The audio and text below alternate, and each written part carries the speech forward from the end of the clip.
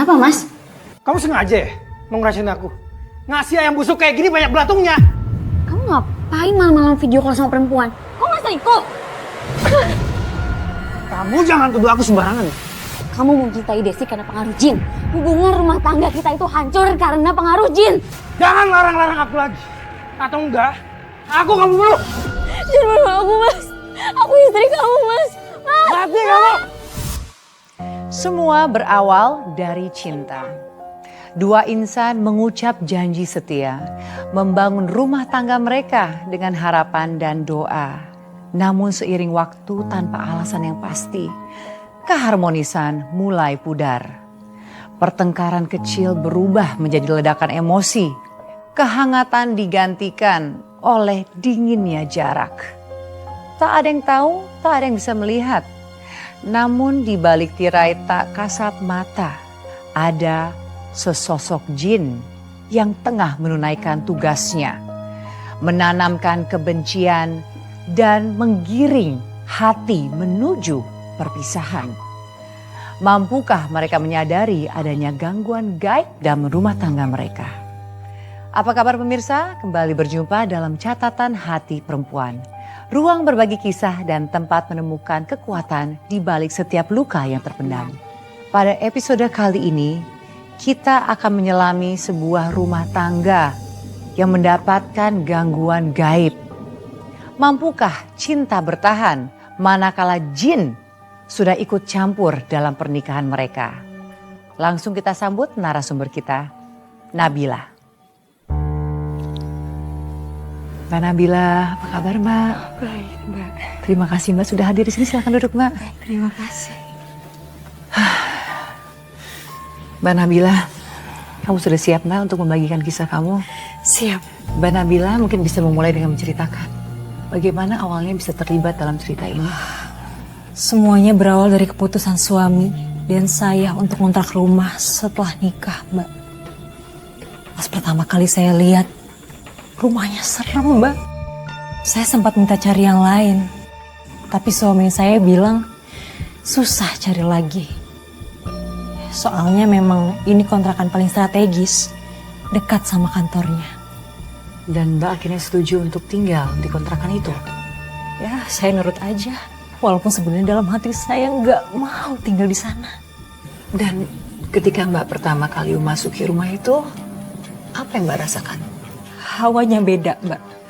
Dari depan aja udah kerasa dingin.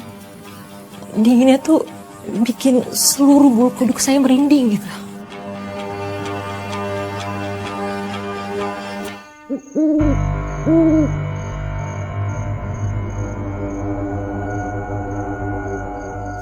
Mas, kok kontrakannya serem banget? Iya sih, kayak angker ya. Tapi kata pemiliknya ini emang rumahnya udah lama kosong, jadi kayak gini kondisinya. Tapi kan lokasinya juga strategis, deket kantor aku. Terus harga sewanya juga murah banget kan. Tapi kok hawanya kayak dingin aneh gitu ya, Mas? Sebenarnya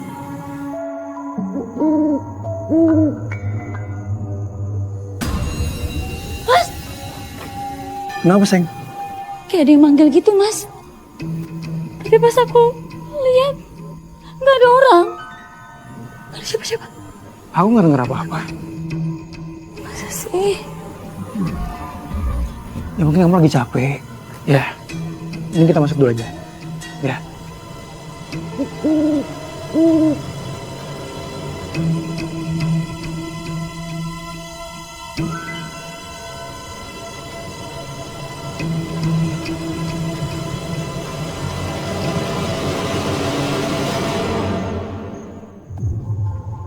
Tunggu sini. Aku mau nyalain lampu dulu. Ya.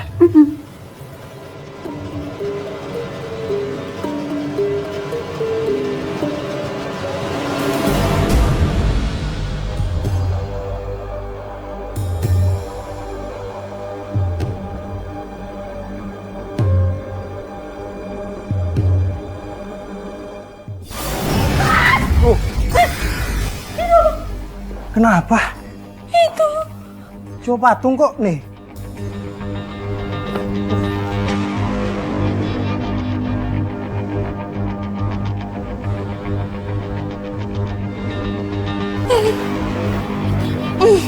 Tapi lumayan kok. Perabotannya nggak jelek-jelek apa? Tapi ya Mas, Hmm. hawanya tuh dingin, sunyi, kayak kosong gitu. Tapi kayak ada yang ngeliatin Mas.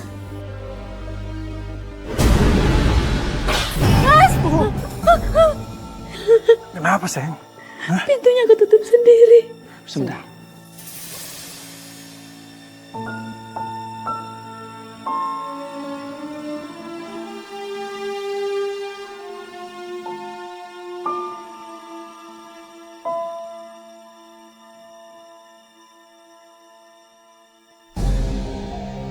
Cuma angin sayang. Tuh, kamu lihat sendiri kan? Anginnya sih kenceng ya, makanya si pintunya tutup gara-gara angin. Terus langitnya juga mendung, kayaknya mau hujan. Yuk, masuk ke kamar aja. Ya. Udah, jangan dipikirin. Hawa kontrakannya itu Mbak, dari awal sudah bikin bulu kuduk saya merinding. Dan Mbak tetap aja berani tinggal di situ. Ya mau gimana Mbak? Suami tetap kekeh. Apa Mbak berusaha melakukan sesuatu buat bisa menekan rasa takut atau perasaan Mbak itu, Mbak? Saya sempat cerita ke sahabat saya, ke orang tua saya juga. Tapi mereka nyaraninnya untuk lebih rajin lagi ibadah.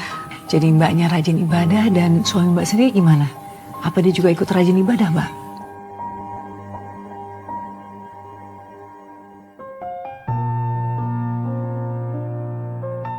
Mas, bangun yuk, kita sholat isya dulu. Nanti aja, aku capek. Abis keliling beresin rumah. Sholat gak sampai 5 menit loh. Biar hati kita tenang kalau udah sholat. Aku ngantuk banget. Dia aja males-malesan. Padahal saya udah ingetin. Tapi rasanya tuh dia nganggep ini semua enteng. Kayak gak ada apa-apanya gitu Mbak.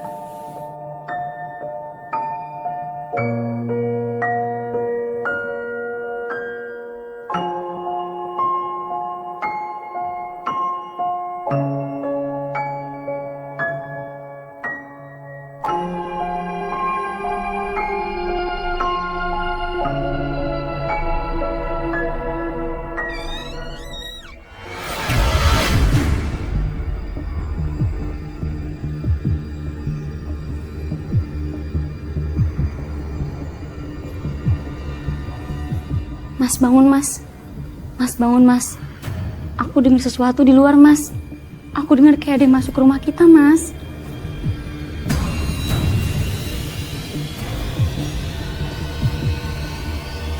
Mas, mas, bangun mas.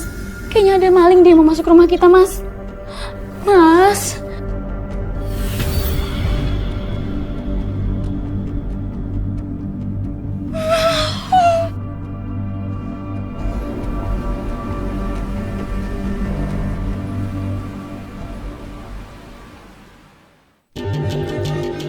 Halo Des. Halo, kamu udah sampai mana Van? Jangan telat ya. Iya, ini udah mau jalan kok, tapi mau sarapan dulu. Lo gimana sih, kamu kok belum jalan? Kita kan harus lanjutin obrolan yang kemarin yang belum selesai. Apalagi hari ini kan kita harus presentasi sama bos. Iya, cepet kok. Soalnya kan aku udah pindah ke kantor sekarang kontraknya. Ya emang sih belum tahu jalannya aja.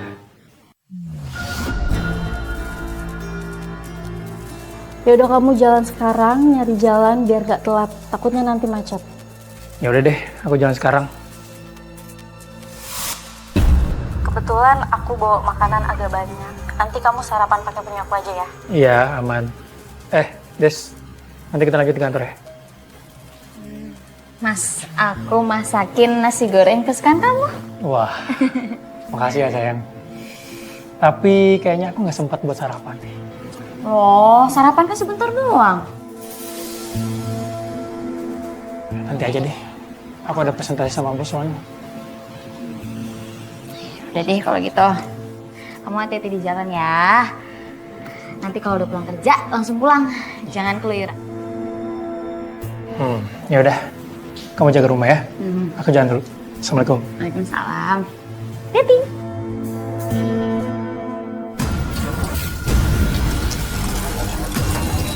Kok ada suara ayam ngucur ya? Siapa yang buka keran?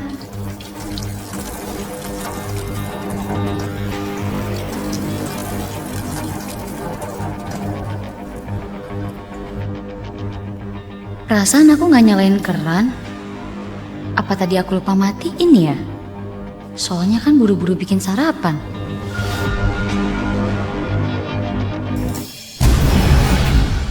Saya seringnya sendirian Mbak di rumah kontrakan itu. Karena kan suami kerja. Dari awal memang gak nyaman di rumah itu. Tapi semakin saya sering sendiri, rasa gak nyaman itu semakin kuat gitu. Kenapa Mbak? Apa bikin gak nyaman? Apa ada suara-suara atau apa Mbak? Kayak gimana ya Mbak? Saya susah juga ngejelasinnya gitu. Kayak semacam ada suara langkah kaki di atas. Sedangkan kan rumah saya cuma 1 lantai, Mbak. Dan yang paling saya ingat adalah saya pernah mimpi. Mimpi yang gak bisa saya lupain. Kenapa Mbak? Mimpinya seperti apa? Saya mimpi didatangi oleh sosok pria yang saya nggak kenal. Saya nggak pernah ketemu sebelumnya. Tapi yang pasti, dia adalah pria yang ganteng banget. Rapi, bersih. Loh Mbak, saya pikir Mbak mimpi serem tuh ketemu jin atau ketemu makhluk halus gitu. Bukan, Mbak. Ini menarik banget loh Mbak. Saya bertemu pria ini rasanya seperti nyata banget, Mbak. Saya ngobrol, saya bertatapan langsung sama dia. Tapi anehnya, ketika saya mimpi dia, besok ada badan saya tuh kerasa lemes. Capek yang kayak habis kerja berat, Mbak.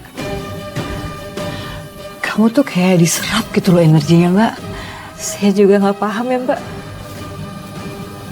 Mimpi itu selalu datang. Serius, Rul. Kontrakan aku ini serem banget. Dari awal aku udah nggak srek tinggal di sini. Tapi Mas Irfan tuh maksa banget. Karena katanya susah banget untuk cari kontrakan yang deket sama kantornya. Pokoknya kamu harus kesini sih. Biar kamu lihat gimana suasana kontrakan aku.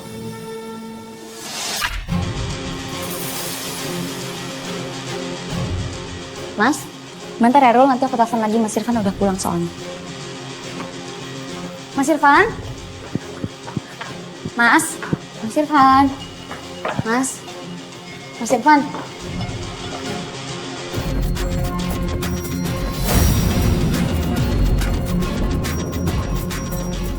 Kamu udah pulang, Mas? Mas? Kamu lagi sakit ya? Mau aku ambil minum? Mas?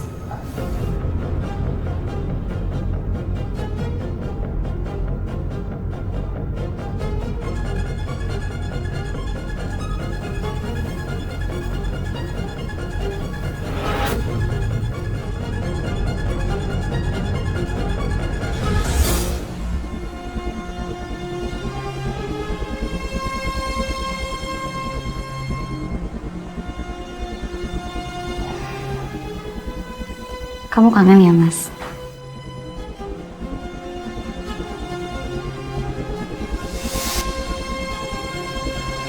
Janggalan semakin terasa, Mbak. Saya pikir suami saya ada di rumah dari siang. Karena ya, kita sempat berhubungan suami istri lah. Cuman setelah saya bangun, suami saya baru pulang kerja. Sebentar. Jadi Mbak yakin yang sebelum itu suami Mbak kan? Iya, Mbak. Saya yakin banget itu suami saya. Tapi Mbak bilang Mbak ngerasa suami Mbak baru pulang kerja. Entah ya, Mbak. Rasanya tuh nyata banget, Mbak. Apa ada yang janggal Mbak? Mbak ngerasa gak sih ada yang beda dengan suami Mbak? Suami saya jadi semakin berubah. Beda banget. Ya sekarang sama yang dulu.